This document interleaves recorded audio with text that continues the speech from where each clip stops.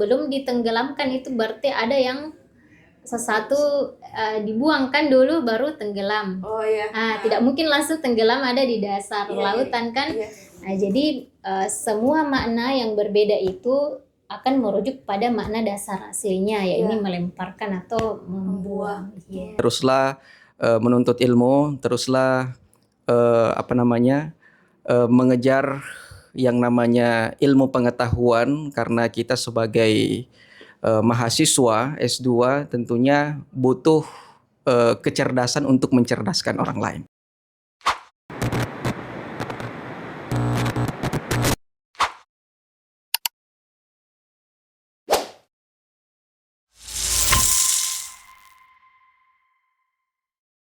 Assalamualaikum warahmatullahi wabarakatuh. Kembali lagi di video kali ini, yaitu tentunya Al-Quran Revolution dengan program Aku Ahlul Quran. Oke, saya Mariani dan hari ini saya bersama dengan senior andalan. Ya, senior andalan. Yang pertama, mungkin bisa diperkenalkan diri. Baik, bismillahirrahmanirrahim. Assalamualaikum. Saya Nur Indah Muzakira. Kemudian Saya Ilham Rahmat. Ilham Rahmat. Iya. Bagaimana keadaan Kak setelah menempuh perjalanan yang begitu, menurut mahasiswa yang lain begitu berat, ada juga yang mengatakan begitu menantang. Kalau kita menurut Tak? Ya, alhamdulillah tidak disangka sampai bisa ada di titik ini melalui perjalanan menyusun, mengurus berkas-berkas dan sampai pada yudisium hari ini, alhamdulillah baru merasa lega ya. Betul ya. Iya. Sangat diberikan kesabaran. Betul. Kebaikan juga dari penguji, dari staf prodi, alhamdulillah betul-betul mendukung dan mensupport sampai kita bisa selesai dan mendapatkan gelar magister. Alhamdulillah. Selanjutnya Kak, dari Kak Ilham Rahmat ya. Iya. Silahkan Kak. Sama seperti Saudari Indah, Ustazah Indah ya. Menurut saya ini tantangan yang luar biasa. Kenapa? Karena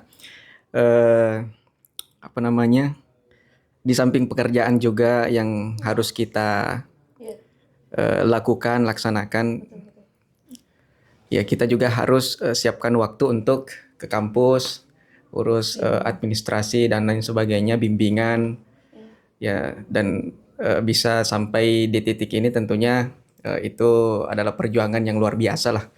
Ya, dan tidak semua orang juga pasti bisa melalui itu gitu. Ya, tentunya harus ada niat, ya, harus ada usaha juga, ya, tentunya harus dilalui untuk mencapai ini. Ya, saya kira begitu. Oke, mungkin setiap mahasiswa itu punya kisah dalam perjalanan studinya ya. Oke Kak, selanjutnya Kak, mungkin bisa di-spill Kak, apa judul tesis Kakak? Kita mulai dari siapa ya? Kak Ilham apa Kak Indah nih? Saya. Iya, silakan.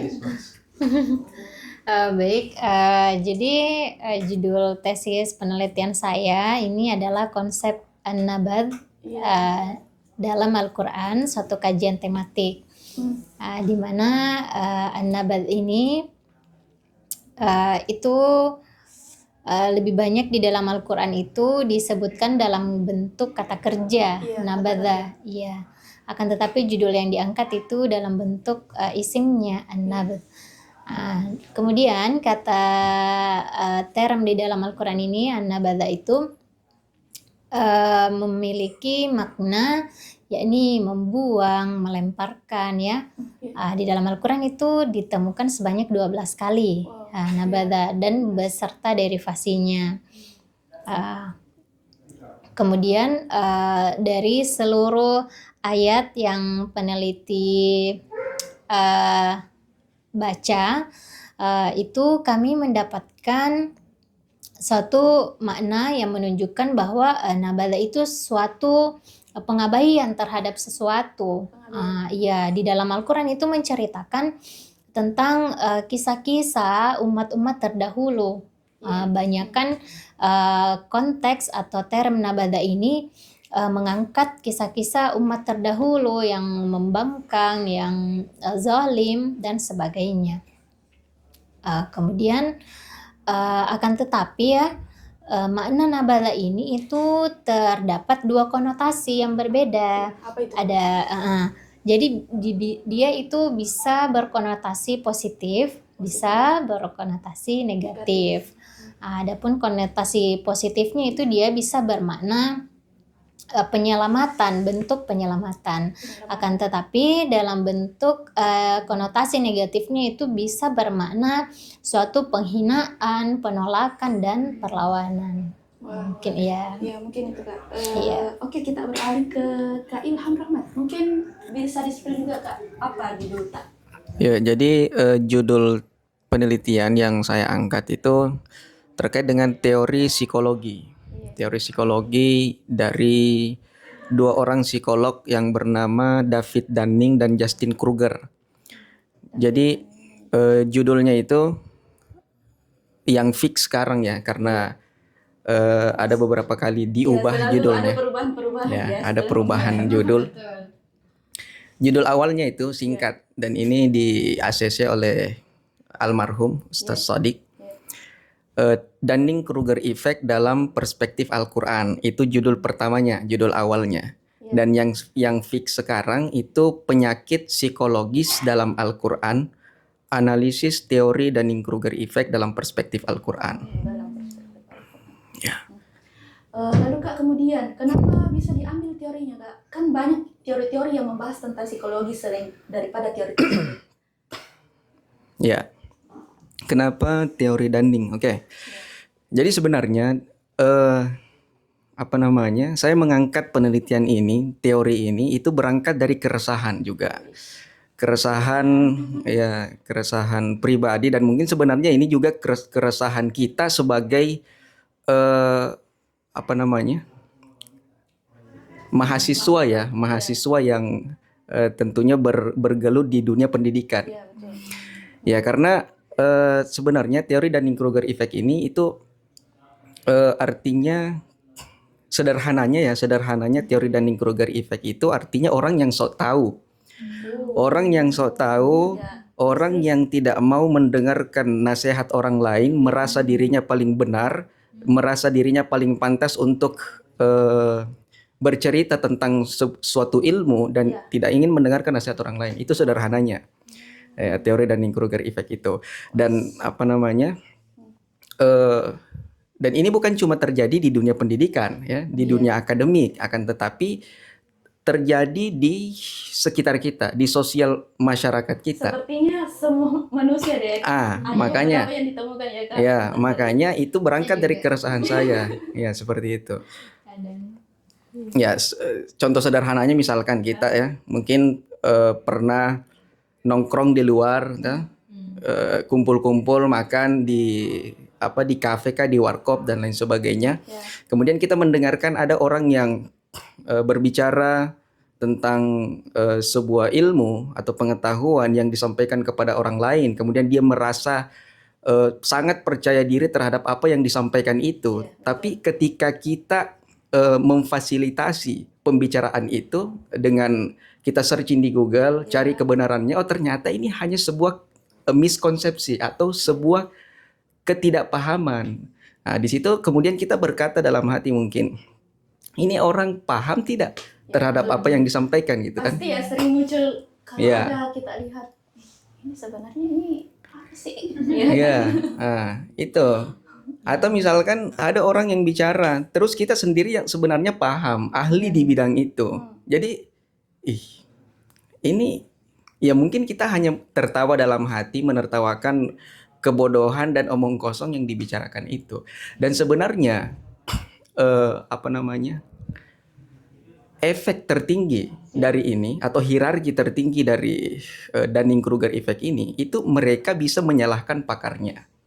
Mereka bisa menyalahkan orang-orang yang ahli di bidang itu. Sekarang kan banyak di media sosial ya, orang-orang yang baru hijrah, baru belajar ilmu agama, kemudian buat akun media sosial atau naik ke panggung, naik ke mimbar untuk mengomentari ulama-ulama atau ustadz-ustadz yang kita anggap ini kredibel di bidang Iya, itu, betul, tapi iya. mereka menyalahkan gitu kan. Nah, itu hierarki tertinggi dari Dunning-Kruger effect itu. Makanya saya sebagai mahasiswa, apalagi jurusan ilmu Al-Quran ya, saya mencari solusi dari Al-Quran, apa yang ditawarkan Al-Quran, karena kan Al-Quran itu pedoman hidup kan. Iya.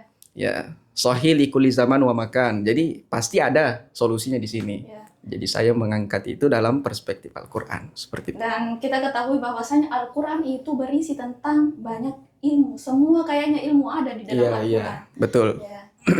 Lalu kemudian kita beralih ke Kak Indah. Mungkin Kak Indah bisa menjelaskan garis besar dari penelitian tak Kak? Supaya para penonton dan termasuk saya bisa memahami terkait penelitian. Jadi hasil penelitian saya ini yang pertama itu adalah term mengenai nabadha. Di mana tadi saya menjelaskan bahwa nabadha ini didapati sebanyak 12 kali di dalam Al-Quran beserta derivasinya dan menunjukkan makna suatu pengabaian terhadap sesuatu atau penolakan ya.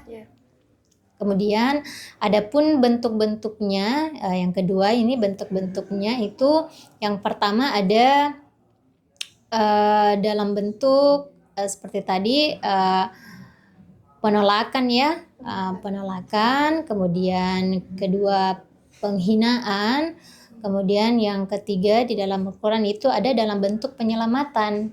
Ya, kemudian adapun urgensinya tentu saja ayat-ayat Al-Quran ini apalagi terkait terem an-nabadha itu seperti yang peneliti dapati di mana nabadha ini merupakan kumpulan ayat yang menceritakan suatu kisah-kisah umat terdahulu untuk dijadikan peringatan kepada kita, pembelajaran dan sebagai bentuk kebenaran. Iya. Nah, itu hasil penelitian saya. Oh iya Kak, oke Kak. Selanjutnya kita kembalikan ke Kak Ilham Rahmat ya.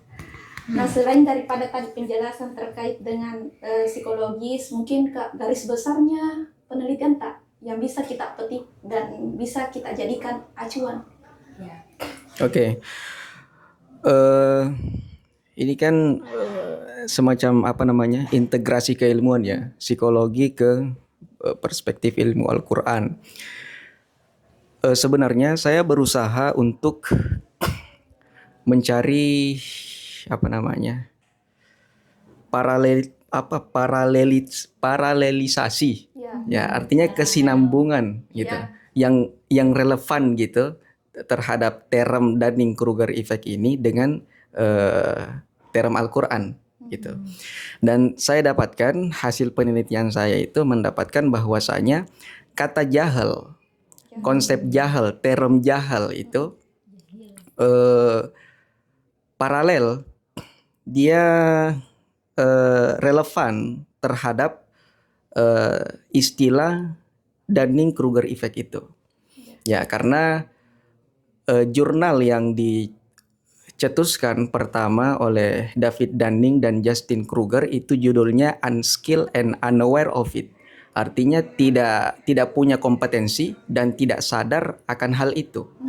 Nah, term jahal itu dalam Al-Quran menjelaskan bahwasanya orang-orang bodoh itu, orang-orang yang tidak punya pengetahuan itu sebenarnya mereka ulama ya. Ulama membagi jahal itu dalam dua tingkatan. Yang pertama ada yang mengatakan jahal itu adalah sinonim atau antonim dari kata ilmu. Antonim dari kata ilmu, jadi artinya dia tidak punya pengetahuan. Ya, tidak punya pengetahuan. Itu jahal yang pertama. Kebodohan artinya kebodohan ini adalah kebodohan yang wajar. Ya, tidak ada ilmunya. Jadi solusinya gampang, sisa belajar. Nah, ada kemudian dibagi pembagian yang keduanya itu adalah jahal ini adalah antonim dari kata hilmun, santun. Santun. Jadi apa namanya? Dunning-Kruger effect ini dia masuk pada pembagian jahil yang kedua. Ya, artinya dia bukan tidak punya ilmu, dia bukan tidak punya pengetahuan, akan tetapi apa namanya, dia punya pengetahuan tapi buruk di adabnya, menolak kebenaran. Nah, sombong terhadap orang lain, merendahkan orang lain. Lebih garis besarnya itu adabnya ya Kak? Iya, adabnya. Makanya sebenarnya dalam tesis itu jahal itu saya jelaskan secara apa namanya, maudhu'i, tematik, kemudian manifestasi dari jahal itu adalah takabur. Karena dari kebodohan itu maka akan muncul sifat-sifat sombong dalam hatinya, ya, sehingga menunjukkan Dunning-Kruger effect ini. Wow, Gitu. luar biasa ya. Saya dengar tadi konsep psikologis memang sering kita dapatkan, apalagi kalau kita sebagai perempuan, kita sama-sama memandang sudah paham, kita sudah tahu, ini orang apa sih? Ya kayak gitu kan. Nah sedangkan dari penelitian Kak Indah, nah ada apa makna dasarnya Kak, kata nafs?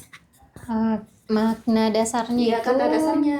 ya, nabadha itu di dalam kitab Mu'jam Fahras itu disebutkan nabadha itu ya dulu ala turhi wa ilqa'i, ya, menunjukkan pada makna turh dan al-ilqa, yakni membuang atau melemparkan. Dan memang dalam Al-Quran itu maknanya banyak kan melemparkan. Jadi makna dasarnya itu melemparkan. Meskipun di dalam Quran ada beberapa term nabadha ini memiliki makna yang berbeda. Nah, misalnya juga nabadha itu bermakna menenggelamkan. Akan tetapi itu kan menenggelamkan punya relasi dengan kata membuang. Ini kan menenggelamkan. Sebelum ditenggelamkan itu berarti ada yang sesuatu dibuangkan dulu baru tenggelam. Tidak mungkin langsung tenggelam ada di dasar lautan kan. Jadi semua makna yang berbeda itu akan merujuk pada makna dasar aslinya, ini melemparkan atau membuang. Oke, mungkin sedikit banyaknya pembahasan bareng kakak Indah sama Kak Ilham. Terima kasih atas waktunya Kak. Oke, mungkin ini adalah pertanyaan terakhir kami Kak dari Al-Quran Revolution yang mungkin pertanyaan wajib. Apa pesan dan kesan kakak selama bergabung menjadi mahasiswa dan mahasiswi ilmu Al-Quran dan tafsir program Pasca Sarjana UIN Alauddin Makassar? Mungkin dimulai dari Indah. Mungkin dari kesan dulu ya, baru pesan terakhir. Jadi kesan saya selama di UIN Alauddin ini, khususnya di Prodi Ilmu Al-Quran dan Tafsir, dari S1 alhamdulillah di sini tahun 2015, kemudian sampai saat ini, alhamdulillah kesannya UIN Alauddin itu Prodi Ilmu Al-Quran dan Tafsir merupakan perjalanan terindah selama dalam hidup saya ya. Iya, sesuai namanya kan. Itu betul-betul sangat melekat di dalam pikiran dan hati saya. Ini Alauddin dan segala prosesnya sampai pada tahap ini. Mungkin tidak ada sedikit pun yang tidak luput dari pikiran saya mengenai UIN Alauddin ini. Jadi indahnya ya. Iya betul. UIN Alauddin ini sangat berkesan sekali di dalam hidup saya. Mungkin selama perjalanan hidup saya nanti juga, insya Allah. Kemudian pesannya, pesan untuk siapa nih Kak? Pesan untuk yang melayani kakak. Semuanya. Semuanya tentunya. Pesan saya pertama ya untuk kepada guru-guru kita semua, terima kasih atas segala dedikasi dan ilmu-ilmu yang telah diberikan, baik dari penguji, pembimbing, dan dosen-dosen semua. Semoga beliau-beliau sehat-sehat terus dan dapat memberikan ilmu-ilmunya kepada kita semua.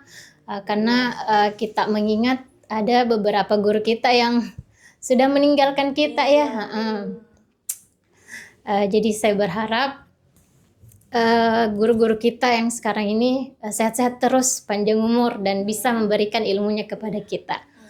Kemudian untuk teman-teman semua, adik-adik, kakak-kakak yang masih dalam proses perjalanan, ya Bismillah ya, niatkan, ikhtiar, dan jangan lupa minta doa restu kepada keluarga, kepada orang tua, kepada ibu terutama ya. Saya tuh yakin sekali dengan doa ibu itu tidak ada hijab di antara Allah dan orang ibu itu. Jadi saya setiap ujian itu selalu minta doanya ibu. Dan guru-guru. Mungkin itu saja pesan saya. Semangat. Selanjutnya kita persilahkan kepada Kak Ilham Rahmat, si paling psikologis. Ya, silakan Kak pesan-pesannya. Baik, jadi kesan dulu ya sama seperti Ustazah. Kesan saya selama di UIN, karena S1-nya juga di UIN ya. S1 sebenarnya sama dengan Ustazah ini. Jadi ini yang kuhadapi dua anak UIN dari S1 ya. Iya. Seangkatan juga, sekelas juga waktu S1. Dan sama-sama kemarin yudisium ya. Sama yudisiumnya, ujian tutupnya, dan hari ini juga S2 sama. Alhamdulillah ya. Iya, kesan saya selama di UIN ya, tentunya itu perjalanan yang sangat ini ya, penuh dengan perjuangan gitu. Ya kalau kata Ustazah Indah itu perjalanan yang terindah. Ya kalau saya perjalanan yang sangat luar biasa ya, penuh dengan perjuangan. Ya kalau Ustazah Indah tadi katanya perjalanan terindah, kalau saya perjalanan yang butuh petunjuk sebenarnya ya. Karena selama perjalanan mencari ilmu ini banyak sekali tantangan, rintangan yang dimana saya harus konsultasi sama senior-senior, saya harus minta petunjuk sama orang tua dan orang-orang yang saya anggap itu berarti dalam hidup saya, dan saya tentunya butuh itu. Jadi ya selama perjalanan ini perjuangan betul seperti itu.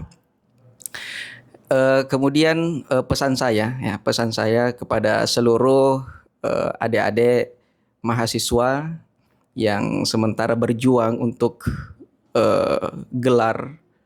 mendapatkan gelar MAG Master.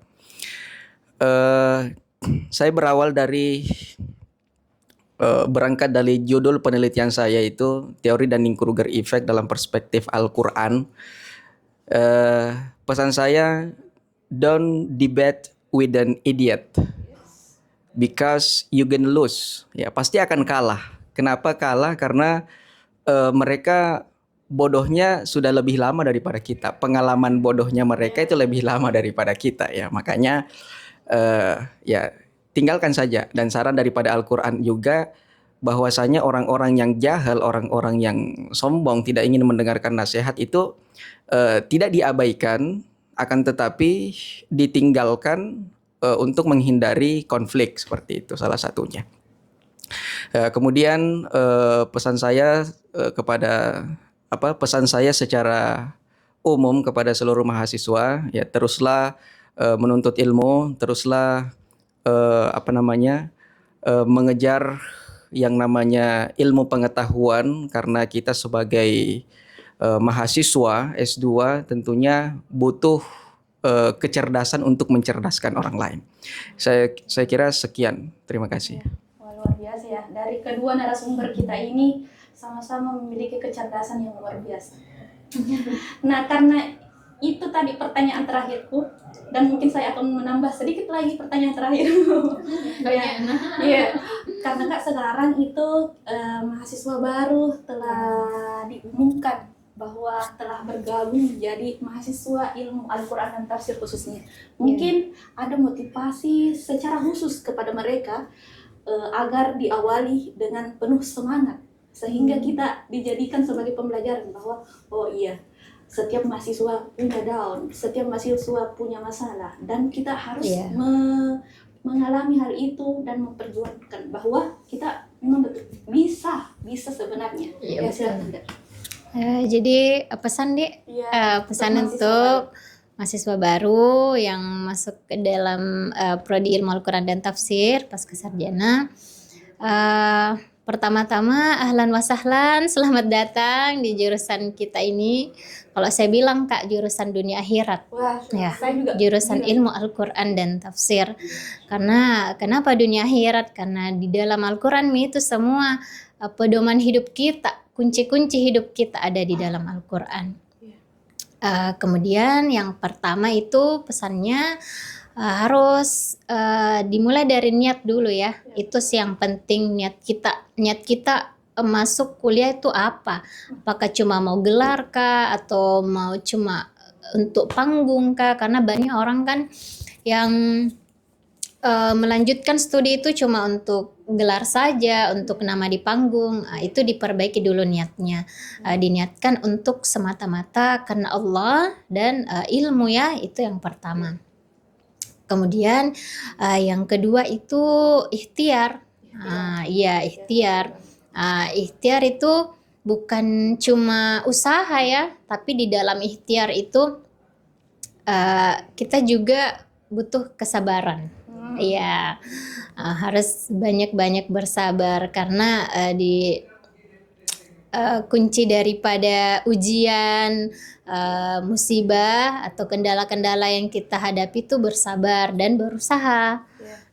Tentunya sebagai mahasiswa itu pasti banyak ujian lah, baik itu ujian secara administratif, ujian secara kehidupan juga ada, baik dalam lingkup pertemanan, dalam lingkup waktu, itu juga ujian semua. Jadi semangat ke semua dan usaha, karena tidak ada tidak ada usaha yang mengkhianati hasil seperti itu. Kita bisa selesai kalau kita usaha, kerjakan. Meskipun sedikit langkah, Meskipun ya. sedikit-sedikit tidak apa-apa. Karena kalau kita tidak berusaha mengerjakan itu tidak akan selesai-selesai. Betul sekali. Memang ada waktunya kita jenuh. Ada, pasti dalam mencari ilmu itu ada waktu kita jenuh, tapi jangan lama. Langsung kita move on dari kejenuhan itu, kemudian bersemangat kembali. Seperti itu. Selanjutnya Kak Ilham Rahmat. Ya, saya kira ini sudah diwakili tadi ya. Pesannya sama Ustazah Indah. Jadi intinya ya semangat ya sampai selesai. Ya, intinya selesai. Oke. Ya, cukup Kak? Cukup. Oke, jadi itu ya, dalam berpendidikan harus ada niat, ikhtiar. Dalam artian doa dan usaha itu harus seimbang. Doa juga. Iya. Ada yang saya ingat dari kata-kata Ustadz Dr. Sadik Sabri. Beliau mengatakan bahwa pendidikan itu memang penuh rintangan, tapi ketika engkau melewati, kamu akan mendapatkan hasilnya. Oke, mungkin itu dari kami bertiga, bincang-bincang dan diskusi mengenai tentang penelitian kakak-kakak, dan semoga bermanfaat dan menambah wawasan ilmu para penonton dan terkhusus kepada saya sendiri. Oke, selanjutnya saksikan video kami selanjutnya di Al-Quran Revolution. Dan ini Kak, kalau saya bilang Al-Quran Revolution, ada slogannya, rahmatan lil alamin. Ya, kita sama-sama ya, kita sama-sama Al-Quran Revolution, rahmatan lil alamin. Oke, lagi. Kurang semua. Oke, kita ulangi. Iya. 1, 2, 3. Al-Quran Revolution, Rahmatan lil alamin. Oke, terima kasih. Assalamualaikum warahmatullahi wabarakatuh. Waalaikumsalam warahmatullahi wabarakatuh.